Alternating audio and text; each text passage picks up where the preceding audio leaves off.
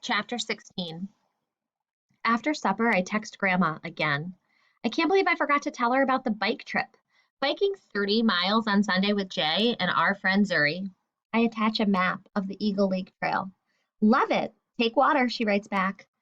Dad reads Mamito a bedtime story and Mom studies while I take a walk in the last rays of sun. Green leaves hold onto their branches, but I smell a crispness, and the snap that means fall. Down the street, I see a man setting up a table in his garage. I stroll closer and find a couch on the lawn, lamps with missing shades, and a ratty recliner perched on the driveway. A woman looks up from a deep box to wave at me. Is this a garage sale? I ask. I hope so, she says, wiping her forehead. It's fixin' to be anyway. You're gonna sell all this stuff tomorrow? If we're lucky, says the man.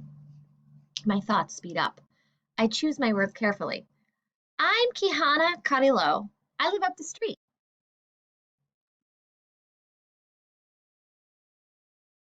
The yellow house, says the woman. I nod. I was wondering, do you need some help? Like I could help you set up and stuff? Well, that's awful nice of you, hon, but we can't pay you anything.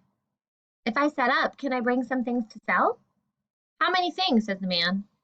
4 or 5. Aw, you can bring more than that. I'm Travis Walker. This here's Lori.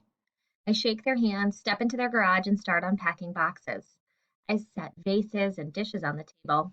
I help Mrs. Walker hang a clothesline between 2 trees where we'll hang pants that smell like cedar and mothballs in the morning. When the sky darkens to navy blue, I thank the Walkers and head home. I do a little skip as I reach the house. Saturday in selling is going to be as awesome as Sunday in the bike trip. In the morning, I roll Mamito's wagon down the street. I pull it carefully so I don't jostle my lava lamp, the snow globe, a few books, a glass chess set, and a couple of puzzles. I left behind the Huipi. I think I can sell it for more money than people pay at garage sales. Cars are already parking along the curb near the Walker house when I arrive. I add my items to the table and mark the prices with masking tape. How much is this? Asks a woman in a wide-brimmed hat. I pick up the cookie jar and turn it over to find the sticker. $2, ma'am. Would you like a bag? Nice assistant you've got here, she tells Mrs. Walker. A teenage boy picks up my lava lamp and pays. Mrs. Walker puts the money in an envelope with my name on it. Later, as the sun turns hot, Mr. Walker brings me a glass of water. By late afternoon, most of the table is empty and half the clothes are gone. The recliner and couch, too. Everything I bought has sold except for the recliner and couch, too. Everything I brought has sold except for a book. Looks like the rest will go to charity, Mr. Walker says. You are a big help, Kihana. Let her take something home, Travis, Mrs. Walker says as she counts coins. Why, sure, take anything you like. Thanks, I say, not sure I actually want anything. I paw through a box of Christmas ornaments, then move to a little tray crowded with knickknacks. Then I see a flash of chrome. It's a dome with a push button, a sales counter bell. Can I have this? It's yours, you know, a squirt of vinegar will shine that right up. And here's your take of the cash, Mrs. Walker winks. The envelope feels a little thicker than I was expecting. Thank you, Mrs. Walker. It seems impolite to open it. Yet, I can put that in the garage for you, I say, pointing to the ornaments. Nah, you go on home. The donation truck's due soon, Mr. Walker says. We sure appreciate your help.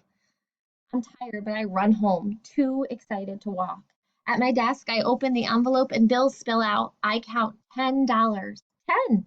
I'm now out 50 for the bus ticket. To celebrate, I ding my bell. Its clear tone rings through the air. I'm pleased with its round shape, its little push button, its round black base. I take it to the kitchen and shine it up with that spray of vinegar, then tap the button, pretending to arrive at a fancy hotel. Ding! In a grand voice, I say, I'd like to check in, please. I pretend my jeans are a drapery dress and diamonds. I curtsy, tap the bell, and say in a British accent like Zuri's, Here's my credit card. But my t-shirt returns and diamonds wink away as I notice my brother. When I ring the bell, Mamito doesn't look. He's playing cards on the floor and never turns his head. Toward my London hotel, I tap the bell again. He plays on. I ring 3 times like an irate customer, a shrill, repeated pinging.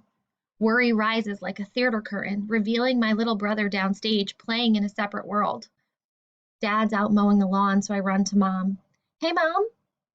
She keeps typing. She's probably writing a paper for school. Hmm? It's Mamito.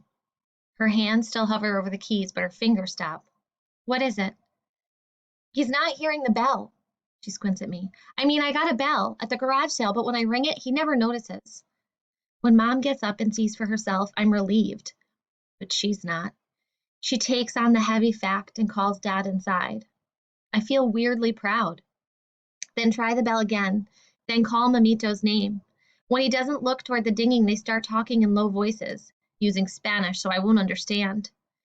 They don't want to worry me, but I hear them answer questions with other questions. If he can't hear it, could it explain his not talking? Could it also explain why he spins his truck wheels for hours? I'm glad to not know every word of Spanish for once. If they find an explanation, they'll tell me in English. Spanish is inside of the world and English is the outside. Like in earth science, Espanol is the molten mantle, flowing and shapeable, but Inglés is formed, rigid. I know it can hold my weight. When they switch to English, they'll have a plan to announce, a stable crust for us to walk on. Namino walks to the office table and lines up train cars side by side. I wonder what his teachers see when they look at him. What about other parents? Finally, I hear Dad say, "We can ask Dr. Porter for a referral. Tell her we need an audiologist." I look up this word on my phone and find out it's a hearing doctor.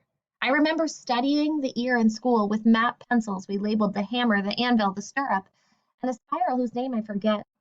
The stirrup looked exactly like a horseback riding stirrup, but tiny, fairy sized. Now it seems obvious that something so small could easily break, or sounds could get dizzy, spiraling their way to the brain, so they arrived garbled and backward. I cover my ears, trying to imagine what Mamito hears. I fold hope like a paper airplane and send it to the audiologist.